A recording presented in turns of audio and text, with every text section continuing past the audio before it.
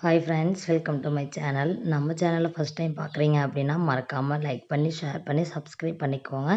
மறக்காமல் பெல் ஐக்கானை கிளிக் பண்ணிக்கோங்க. கிளிக் பண்ணுறது மட்டும் இல்லாமல் அதை ஆலில் போட்டிங்க அப்படின்னா தான் நான் போடுற வீடியோஸ் உங்களுக்கு மேலே நோட்டிஃபிகேஷனில் வரும்.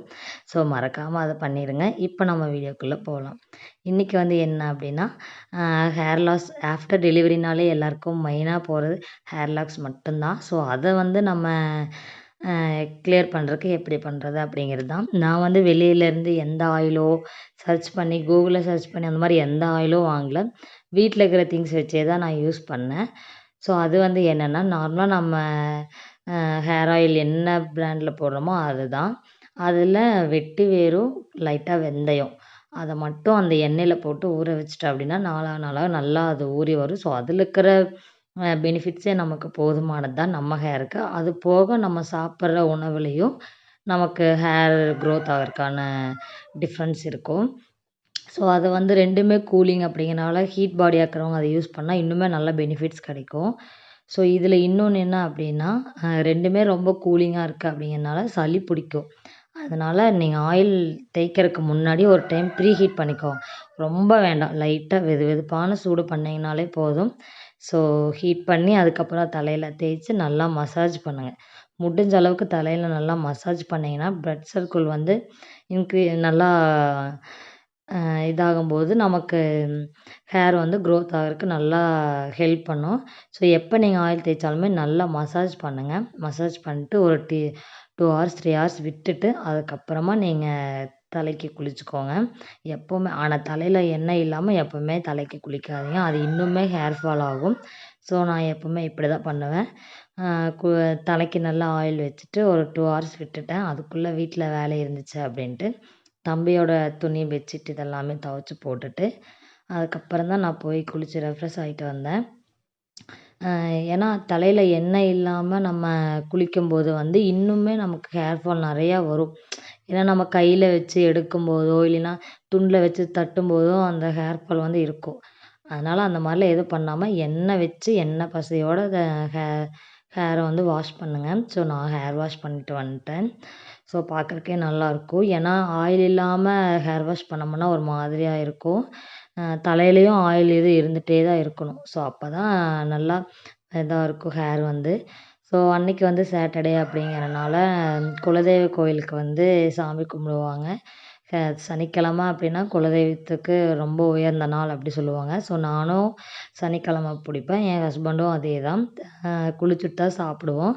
ஸோ நானும் அன்னைக்கு குளிச்சுட்டு அதுக்கப்புறமா சாமி கும்பிடலாம் அப்படின்ட்டு செம்பருத்தியை பூவெல்லாம் பறிச்சிட்டு சாமி கும்பிட்டுட்டு இருந்தேன். தம்பி தூங்கிட்டு இருக்கான். ஸோ மார்னிங்லேயே அவனை தூங்க வச்சுட்டு தான் நான் இந்த வேலையெல்லாமே பண்ணுவேன். ஸோ அவன் தூங்கிட்டு இருக்கிற கேப்பில் ரெஃப்ரெஷ் ஆகிட்டு வந்துட்டு அதுக்கப்புறம் சாமி கும்பிட்றக்கு ஆரம்பிச்சிட்டேன். சாமியெல்லாம் கும்பிட்டு நம்ம சாமி கும்பிட்டோம் அப்படின்னாலே நமக்கு ஒரு பாசிட்டிவ் மைண்ட் அன்றைக்கி ஃபுல்லாகவே இருக்கும். ஸோ மார்னிங் எந்திரிச்சு இந்த மாதிரி ரெஃப்ரெஷ் ஆகி சாமி கும்பிடும்போதே மைண்ட் ரொம்ப ரிலாக்ஸாக இருக்கும். என்ன கவலையாக இருந்தாலும் அது இதிலேயே போயிடும். ஸோ பீரோவில் முருகர் தான் இருக்கார். அதனால் அவருக்கும் ஒரு பூஜை போட்டுடலாம் அப்படிங்கிற மாதிரி அவருக்கும் கற்பூரம் எடுத்து சுற்றிட்டேன். வீட்டில் எங்கே பார்த்தாலும் முருகர் மட்டும்தான் இருப்பார். அம்மாவுக்கு முருகர் ரொம்ப பிடிக்கும். ஸோ அங்கங்கே முருகர் ஃபோட்டோவை காலண்டரில் இருக்குல்ல அது அப்படியே அம்மா வச்சுருக்காங்க. ஸோ அதுக்கு எல்லாமே கற்பூரம் காட்டிட்டு அதுக்கப்புறமா வீட்டில் நிலவுக்கு மேலே காட்டணும். ஸோ அதுக்கும் காட்டிட்டு சாமி கும்பிட்டு அதுக்கப்புறம் தான் நான் சாப்பிடவே போனேன். தம்பி ஒரு 9 o'clock தூங்கினான்னா கண்டிப்பாக ஒரு 11:30 வரைக்குமே அவன் நல்லா தூங்குவான். ஸோ அதுக்குள்ளே நான் எல்லா வேலையுமே முடிக்கிறதுக்கு ட்ரை பண்ணிடுவேன். முடிச்சிடுவேன் முடிஞ்ச அளவுக்கு.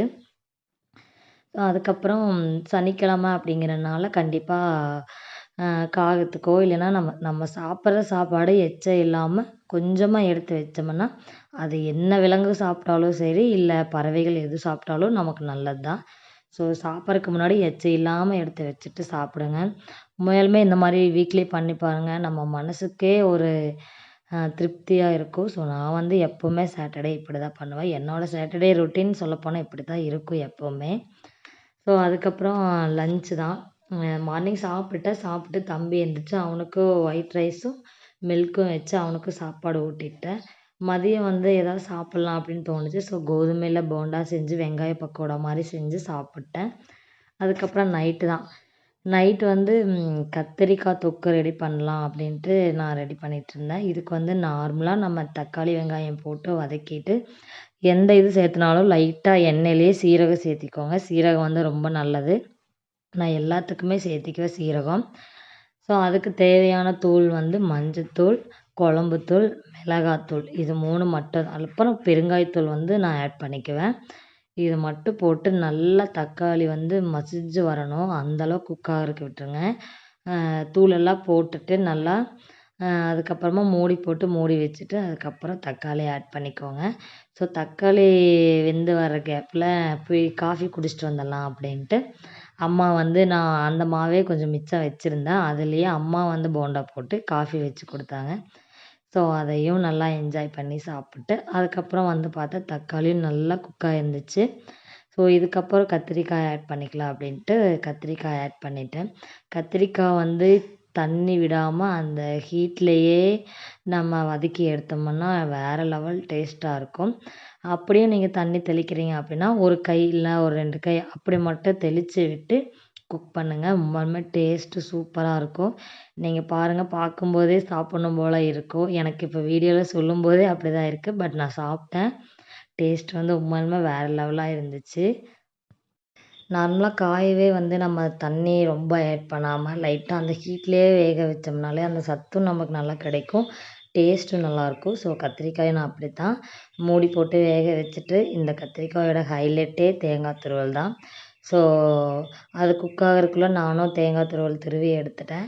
ஸோ குக் ஆனதுக்கப்புறம் தேங்காய் துருவலை ஆட் பண்ணி நல்லா பிரட்டி விட்டுட்டேன். ஸோ அதுக்கப்புறம் டேஸ்ட் வந்து உண்மையாலுமே நல்லா இருந்துச்சு.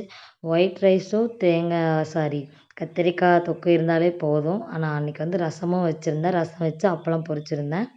ஸோ கத்திரிக்காய் தொக்கோடையே நான் சாப்பிட்டேன். ஏன்னா அதுவே டேஸ்ட் நல்லா இருந்துச்சு அப்படிங்கிறனால நான் அதையவே சாப்பிட்டேன். ஸோ நம்ம வீடியோவோட எண்டுக்கு வந்துட்டோம். இந்த வீடியோ உங்களுக்கு பிடிச்சிச்சின்னா கண்டிப்பாக லைக் பண்ணி, ஷேர் பண்ணி, சப்ஸ்கிரைப் பண்ணிக்கோங்க. மறக்காமல் பெல் ஐக்கானை ஆல்ல போட்டுக்கோங்க. பாய்.